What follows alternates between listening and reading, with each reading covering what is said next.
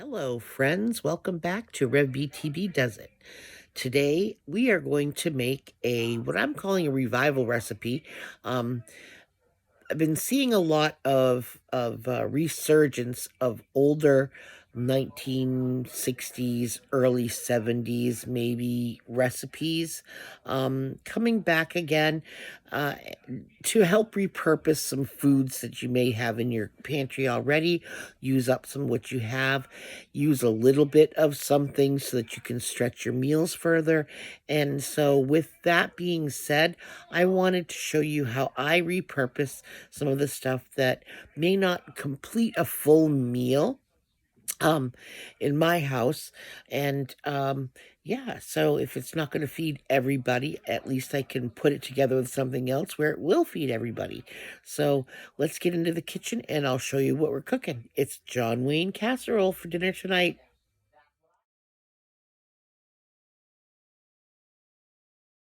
All right, so I've gathered everything together here of what we're going to need to create this John Wayne casserole from what I have for leftovers. Now, I always have a prepped bag of peppers and onions because that's a staple in my house. Always have Mexican blend cheese, so that's a brand new bag. But this right here is, a used bag of French onions. I've got some hamburger left over here. Here is the leftover taco meat from last night's dinner. Here is some leftover hash browns from, I think it was like a day or two ago, from some breakfast stuff. And for the other ingredients, I have my last packet of ranch dressing and my 60-cent can of biscuits from Hannaford, as well as some Rotel. But it's, Hannaford brand Rotel with the green chilies and sour cream and mayonnaise and corn. I think I mentioned corn already. But anyway, so that's what we have that's going into this casserole. And the first thing that I'm going to make actually is it's the sour cream, mayonnaise, ranch, and cheese blend, a mixture that goes over the top. And you'll see what I mean. I'm going to put that in the refrigerator so that can kind of come together a little bit. And it's going to create a nice flavorful moisture layer over the whole top of it. And then we'll come back to when we're cooking off our meat. We may need a little bit extra meat, so that's why I have the hamburger out here. What I would do is I would just fry up the hamburger and then add it to this just to stretch this out a little bit more, and fry it with the peppers and the onions. And then mix all of that with the hash browns. But you'll see me do that when I get to that point here in the video. But first thing I'm going to do is I'm going to get this all out of my way, and then I'll show you how I make the ranch dressing topping layer next. Okay, so we've got a little bowl here. We've got our mayo, we've got our sour cream, we have our ranch dressing mix here, and we have our cheese. And what we're going to do is I'm going to measure out, this is a half cup measuring cup, so I'm just going to measure out 1.5 of these. I'm just going to guesstimate because it's really all about your heart. You measure with your heart, but you want to have at least enough to go over the top of your casserole. So I always at least do a half a cup of each, mayo and sour cream. Put that in there, and I'll do another half. Like I said, another little half a cup of this, and that would be around 3/4 of a cup of sour cream. So you can see that I'm putting that in there. And then we'll do the mayonnaise. Get this one out of the way here. And then I'll get a different spoon for my mayo. I'm going to still use the same cup though. I'm just going to set that in the lid because I don't know if it's got anything on the bottom. And we're going to scoop in our mayo here. And of course, always measure with your heart, like I said. So if you think this is too much of a mix for you, it's really what your family's flavor is.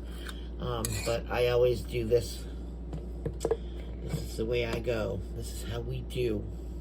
They kind of like that moisture layer in there. So I don't use maybe in all that mayo. Anyhow, all right.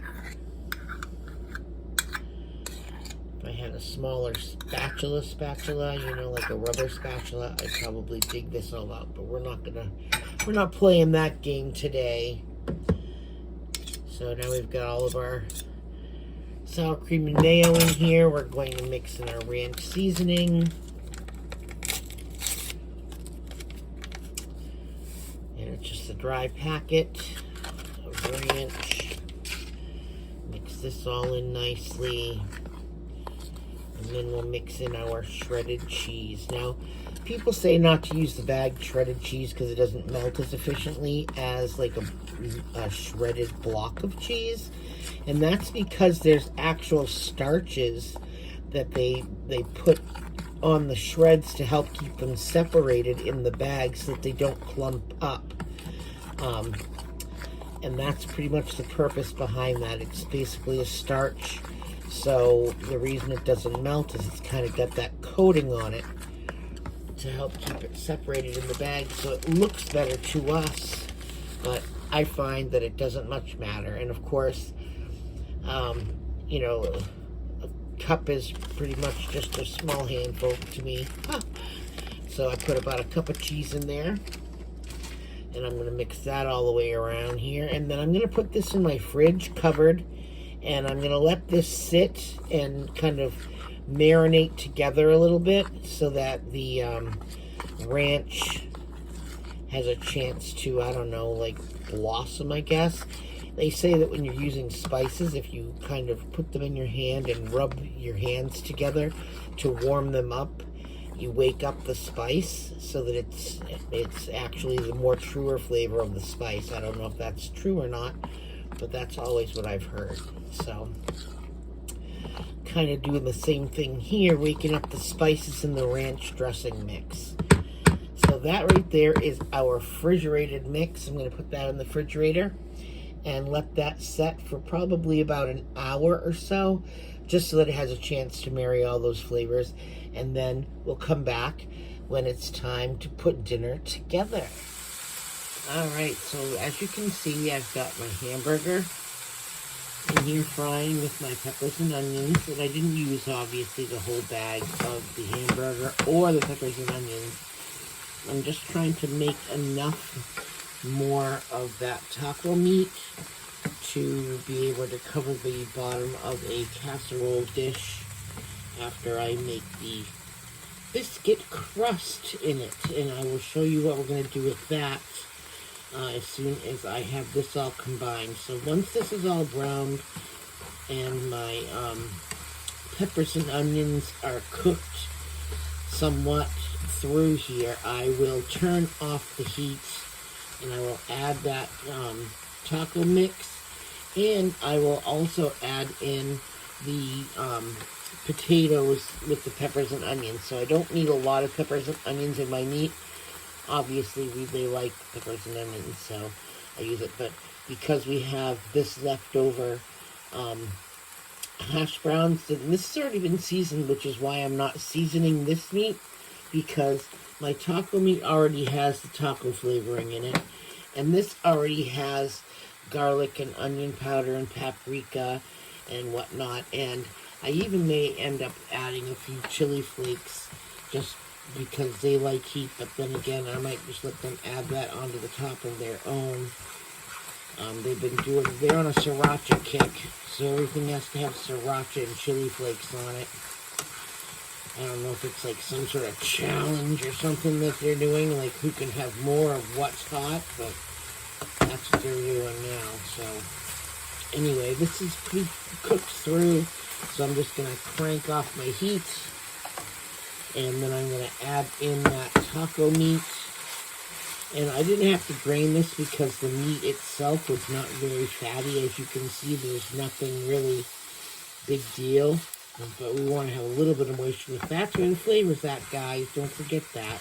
I know you don't want a lot of fat, but you don't want to get rid of all of the fat because your body does need fat just not all the time, and just not in large quantities. So anyway, I'm going to add in my taco meat now.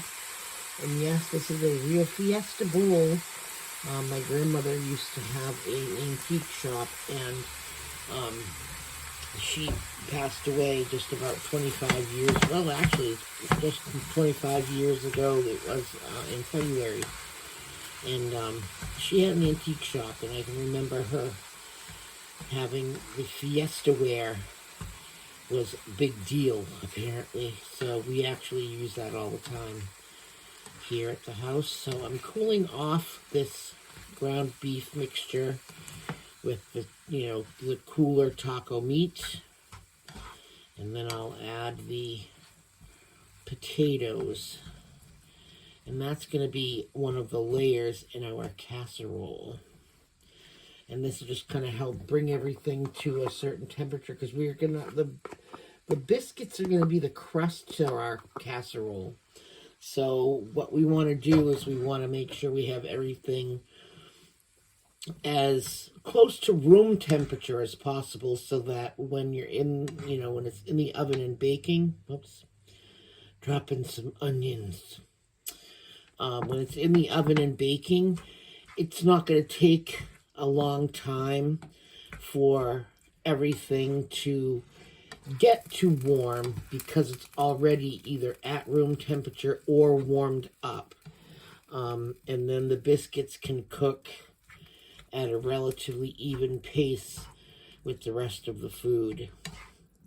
And you're really just cooking the biscuit crust and heating the cheese to melt. And like I said, you saw me put together that ranch dressing cheese thing. So this is going to be the base layer after the biscuits. So we're going to set that to the side, and I'm going to get the pan ready, open some cans, and we're going to get ready to build this sucker. Okay, so we are back again here. We've got our burger mix all done and on the cooling side of the stove. I don't have my pan here because I don't want to put my biscuits into a pan that's getting warm. I've opened up my my Rotel store brand tomatoes and my can of corn, and I've popped my biscuit. And now what we're going to do is we're going to actually take this biscuit dough and, whoops, I just moved my camera. Make sure we're back here. Okay. And we're going to, separate them, but we're going to make them thinner by just putting them inside this parchment, this wax paper, and mushing them down some.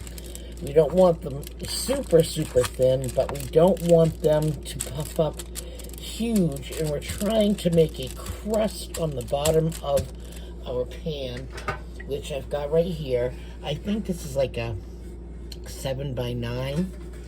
It's one of those holiday pans, but that's what we're using tonight. And basically, I've got it all buttered with my spray. And now I'm taking these biscuits and I'm going to mash them so that they're very, really thin. Can you see how thin that is? I'm trying to get to the camera here. Look. See how thin that? I've smashed it down. And then what we're going to do is I'm going to have, I'm going to take these and I'm going to place them. I'll show you. I'll put it in here. And I'm going to build it from the corners out. And we're not trying to go up the sides so much. But I'm creating the corners first. And then what I'll do is I will smash more and create the rest of my crust going around the pan with the smashed biscuits. And you could probably do this, like there's Bisquick ones where you drop the Bisquick in the bottom of the pan and then you build it on top of that, but I'm not always about the biscuit stuff, Bisquick stuff. I like these biscuits, and they kind of make a puffier crust, and it's a little bit less work, and it's 60 cents for that pack of 10 at Hannaford. So like you're seeing me do, super thin biscuits. So I'm going to get my pan all laid out here. I'm just going to do the other corner and show you what I'm doing and about how up, how far up the side I'm going. Not very far, as you can see there. And I've just got it in the corners first. And then I'm going to make my way around the perimeter of the pan. And I'll come back in another clip and show you what the pan looks like after I've got that done. All right, so I've got them all laid in here. You can see there are some open spots, but I'm just going to use my used wax paper here. And I'm going to push them all together again here. And like I said, it's not going to really matter much. They're going to puff up when they cook too, so let's not forget that. And if you feel like you've gone up the sides a little too much, go ahead and take some out. I'm not going to bother doing so. It's not that big of a deal to me, honestly. So this is what the crust looks like now. And what I'm going to put in next is our meat mixture. Sorry if I'm doing this backwards here. So this all goes right in the bottom of this on top of those biscuits. Now, because this is slightly warm still, those biscuits are now starting to cook.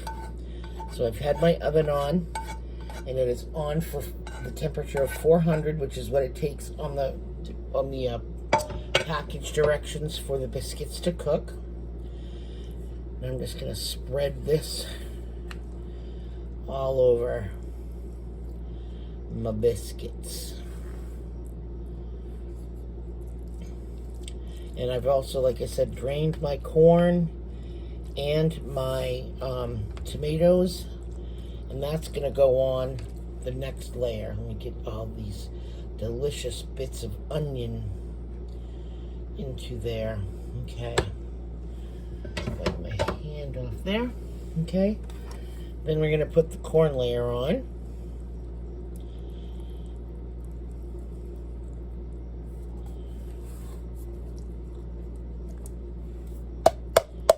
Just like that.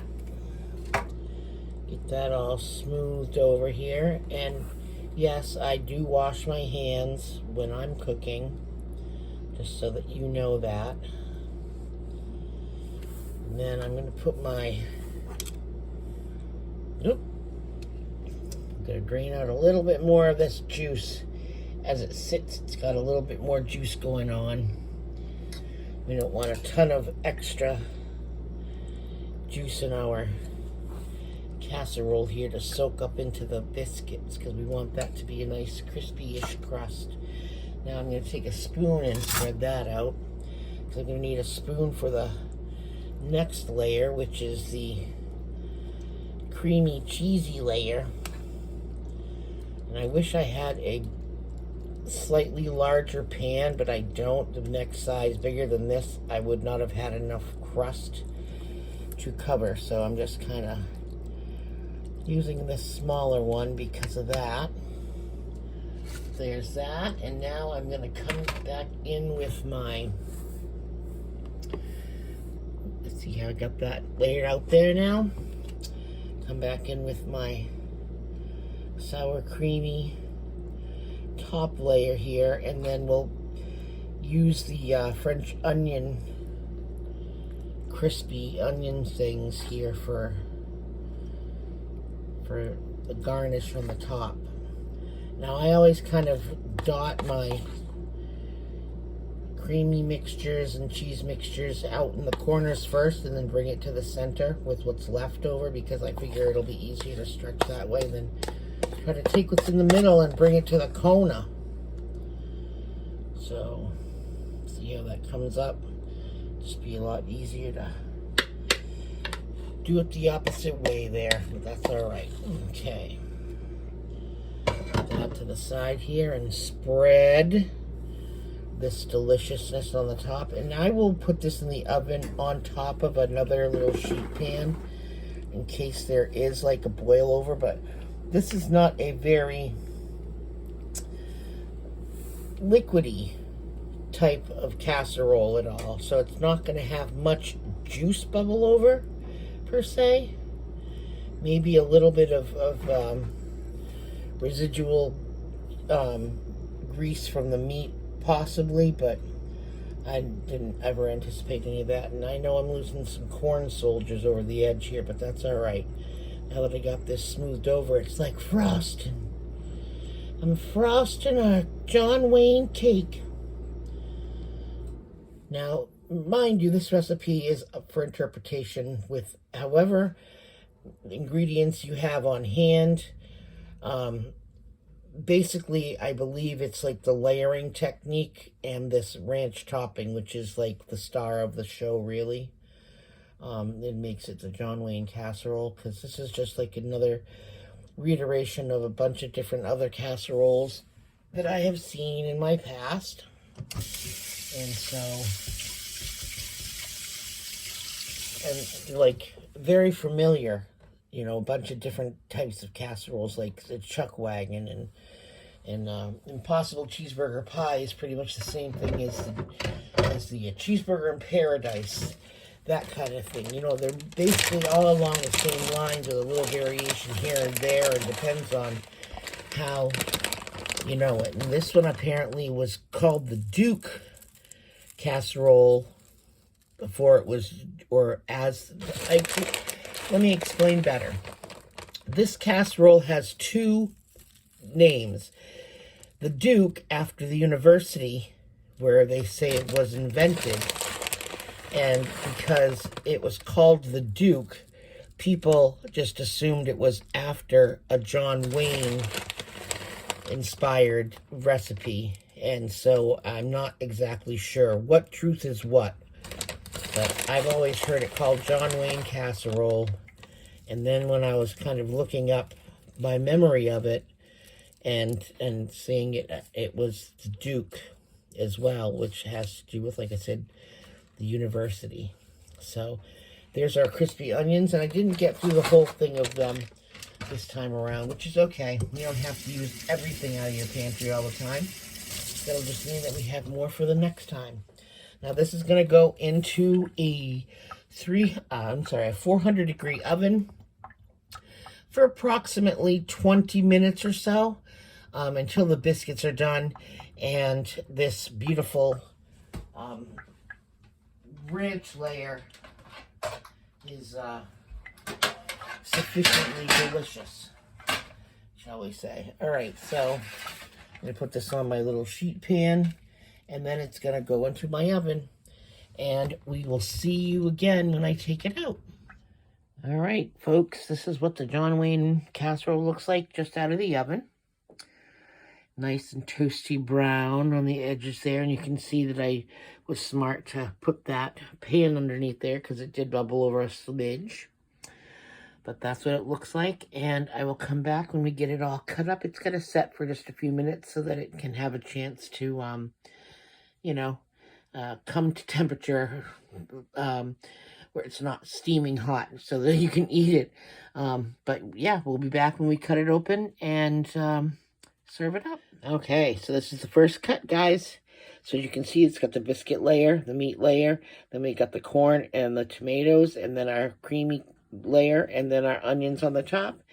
And that's what it looks like plated up.